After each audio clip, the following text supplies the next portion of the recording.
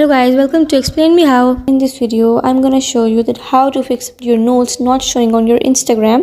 It's very easy and simple, so let's get started. Open your Instagram application, open up your profile, and then go to settings and privacy. Scroll down and open messages and story replies. Click on the show activity status. Now turn on your show activity status. Now go to your inbox and check it. Now the option will start showing. Now you can easily write your notes. In case if it's still not showing, then you might are lacking your update.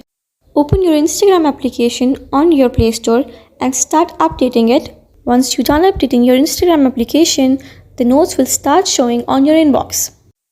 This is how you can pop your notes up on your inbox.